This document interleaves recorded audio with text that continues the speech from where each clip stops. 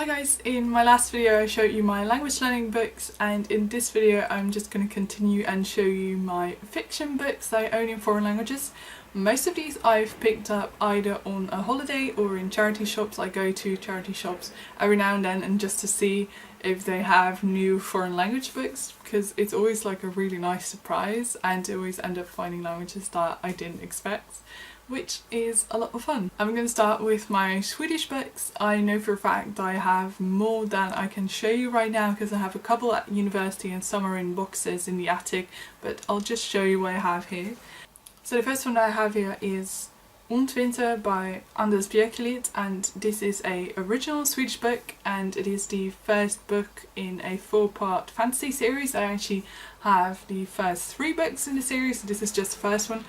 But I think I have the others in a box somewhere because I was like, I haven't even read the first one, I don't need to have the other ones on my shelf, but so I don't know where they are right now, but I do own the other books as well. I'm very excited to start these because I love fantasy in general, and so it's always really cool when I find a fantasy series in a language I'm learning. So definitely if you know of a fantasy series in one of the languages that I'm learning, definitely let me know because I'd be very interested in that. So the book that I just showed you I bought on one of my trips to Sweden, and this is also a book that I bought on one of my trips to Sweden, Hungerspelen by Suzanne Collins, obviously the Hunger Games in Swedish, and it was actually the first book that I read in Swedish.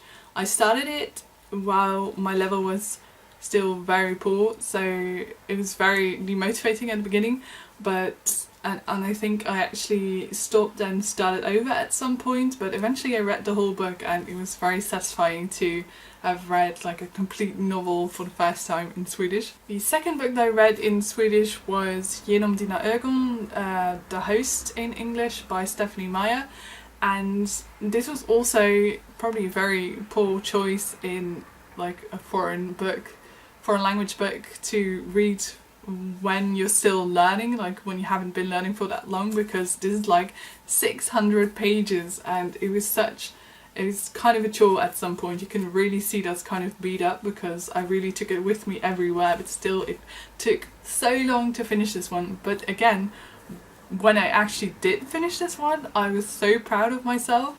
This one I also picked up on one of my trips to Sweden, Ingen Sommar Utan Dig by Jenny Han, and I guess the title in English is also something like It's Not Summer Without You, but I'm not entirely sure.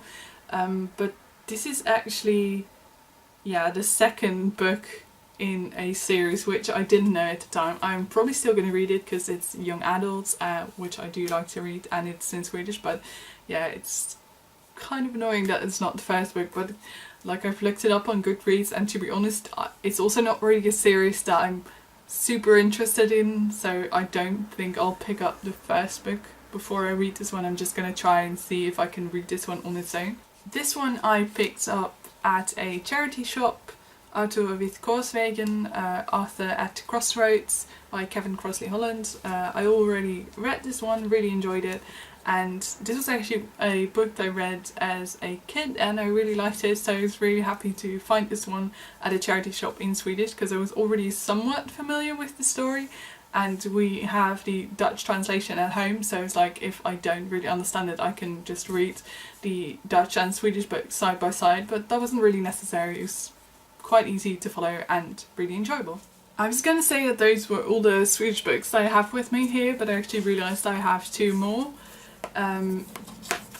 Alla vi barn I Bullerbyn by Astrid Lindgren and Meramos barn I Bullerbyn. These in English I think they're just called The Children of Noisy Village, I think, and I don't know, like these are like quite easy kids books, but for some reason I decided to read The Hunger Games first, and these were like the 3rd and 4th book that I read in Swedish. I don't know why I thought it was a good idea to start with like a full-length novel, but yeah. So let's continue with my books in Spanish. I have one book that I picked up at a charity shop, El Niño que vino con el viento, which is a children's book, and someone's actually wrote down like some Dutch translations of some words, which is really useful, but I haven't read this one yet. The rest of my Spanish books I all picked up when I was staying in Argentina for 2 months. I got a Spanish translation of The Little Prince, El Principito, by Antoine de Saint-Exupéry. This is one of my favourite books, and I've been slowly kind of collecting these in different languages, so you'll see it pop up every now and then. Next I got Harry Potter y la Piedra Filosofal, which is obviously Harry Potter and the Philosopher's Stone, the first Harry Potter book in Spanish. Still haven't read this one. Next I have El Alquimista by Paulo Coelho, which is The Alchemist. I bought this one in Spanish in Argentina, but later on I realised that the original wasn't actually written in Spanish as I thought. It is actually in Portuguese, so this is really random to have this in Spanish, I feel like, but whatever. Next I have Boquitas Pintadas by Manuel Puig? I don't know. But I also picked this up in Argentina. I have no idea anymore what it's about, and to be honest, when I read the back it's too complicated, so I don't really remember. At the time I had a vague idea of what it was about, I think, but not anymore. The last books I bought in Argentina were a fantasy trilogy. I actually have the first 2 books as translations into English, into Dutch, but the stories were originally written in Spanish, so I'm really excited to read these. I read the first book in Dutch already. I quite liked it. But yeah, as I said, I'm just really excited to find fantasy series in other languages. So the first book is Los Días del Venado, and it's written by Lineada Bodoc. The second book is Los Días de la Sombra. And the last book, Los Días del Fuego. But these, like, I don't think Spanish would be the most difficult language for me to read, but these are quite hefty, so I don't know, it's probably going to be a while before I actually get around to reading them. Next I have 3 books in Italian which I picked up in Italy last summer. First I have an Italian translation of The Little Prince, Il Piccolo Principe, yeah, because I just collect these in different languages. Then I have the first book in Narnia series, well, depending on like what order you follow, because yeah, here they actually say it's the second book. It's Il Leone, la Strega e l'Armadio, The Lion, the Witch and the Wardrobe. I'm really excited to read this one because I've been wanting to reread The Lion, the Witch and the Wardrobe anyway, so might as well do that in Italian. The last book that I got in Italy was this one, Le Grandi Civiltà del Mondo Antico, like the Great Civilizations of the Ancient World or something. It's a children's book. And I've already read some passages here and there, and it's quite nice. Like, my Italian is very bad, like I can say very little, but because of my knowledge of other languages I recognise so many words that this children's book is actually really not that hard to read. Next I have 2 books in Irish that I picked up during my trip to Dublin in January, which is again a Irish translation of The Lion, Witch and Wardrobe, of The Little Prince. Yeah, and my Irish really isn't that good, so I'm not even gonna try to pronounce the title. The other book in Irish that I got is this one, and again my Irish is very bad, so I don't actually know what it's about or what it's called. It just seemed like a children's book, and also like it has short chapters, some illustrations which I liked, and it seemed kind of like, I don't know, have to do maybe with magic or mythology or like legend, that myth, that kind of stuff, so it seemed interesting. That's the only reason I picked it up, honestly. Let's continue with my books in Japanese. First up I have 2 Tintin comics which I picked up at a book fair in Japan.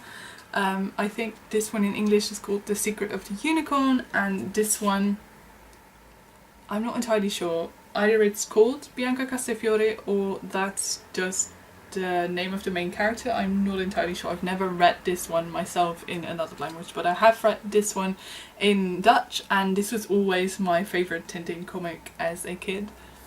Then I have this book by Hans Christian Andersen, The Wild Swans, in Japanese, and this one is really lovely. It has really nice illustrations, so I can't actually read it yet, but I just picked it up because of the way it looked, honestly. Another Japanese book with really lovely illustrations. Again, I can't read it yet, my Japanese isn't good enough, but while I was in Japan I just wanted to like bring back some reading material for when my level would actually be good enough, because it's kind of like difficult in the Netherlands to really find Japanese books. Like you'll see some manga, but that's about it, I think. While we were at the airport ready to leave for the Netherlands again, we still had some Japanese money, and I jokingly said to my mother, oh, I'll just I wouldn't mind spending all that money on books, you know. And she actually gave me some money to just spend on books, so I had like 20 minutes left, so I quickly just grabbed some books here and there that seemed interesting, even though my Japanese wasn't good enough, so I couldn't actually tell what all of them were about. But I picked up this one, which is a book about animation. I also picked up this manga, which seemed to have to do with cooking, and it says that it's going to be an anime as well.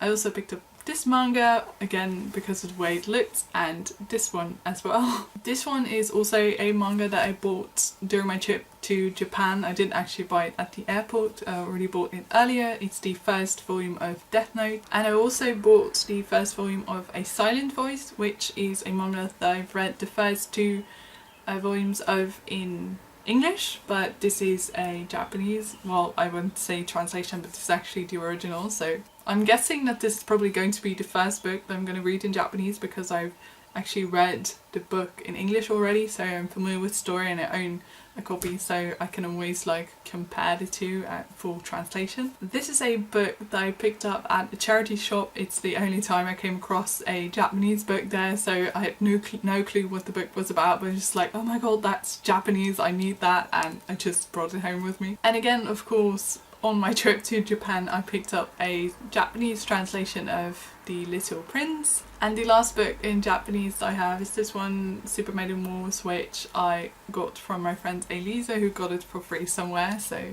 I randomly have one book in Afrikaans. It's a picture book. Eenmaal lang geleden I've read this one, and it was really cool to see like differences and similarities between Dutch and Afrikaans, and this was just one of those fun surprises at a charity shop that I was just like, oh, I never really thought of learning Afrikaans or trying to read it, but then I saw a copy of this book and I realised how similar it is to Dutch, because I vaguely knew that, but not like how similar really, so that was really cool, and it also kind of inspired me to maybe learn Afrikaans someday. On to my French books. I have two books here that I read for high school.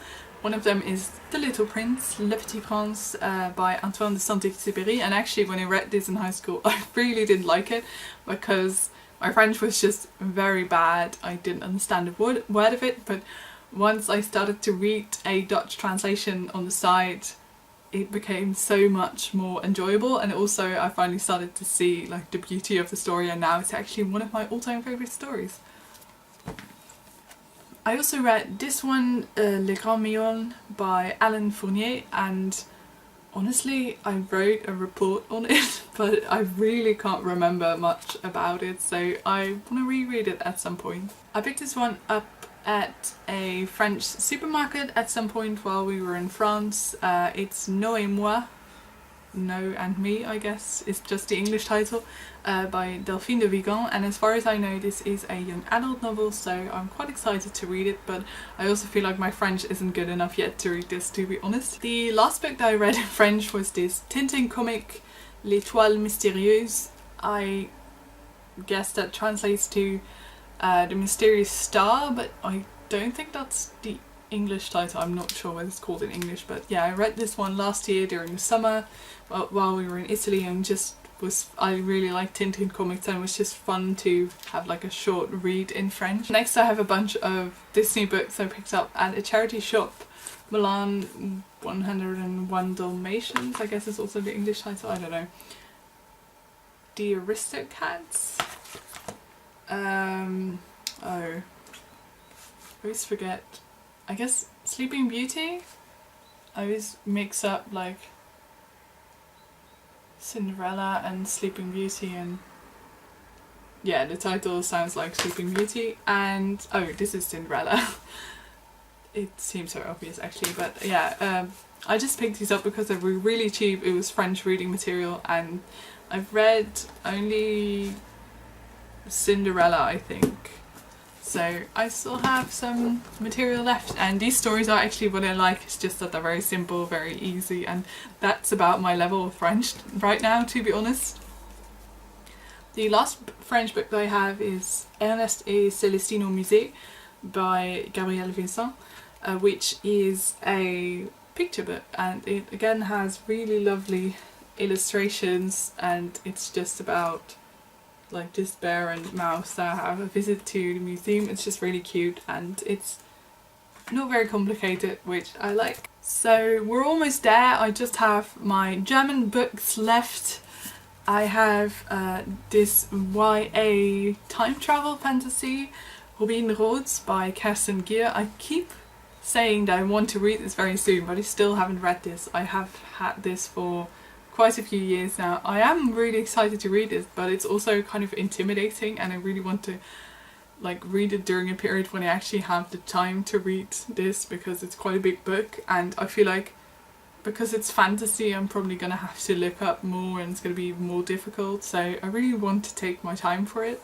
Next I have Der wilde Wald by Tonke Dracht, and this is actually a German translation of a book that was originally written in Dutch, and is one of my all-time favourite Dutch children's books. So when I saw a German translation, it's like, oh, I want to reread it anyway, so might as well do it in German, I guess. Next I have Herr der Diebe by Cornelia Funke, which in English is called The Thief Lord, I think. I haven't read this one yet, but this is by the author who also wrote, what's it called again?